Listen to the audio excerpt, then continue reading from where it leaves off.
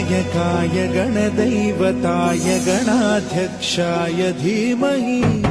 गुणशरीराय गुणमण्डिताय गुणेशानाय धीमहि गुणातीताय गुणाधीशाय गुणप्रविष्टाय धीमहि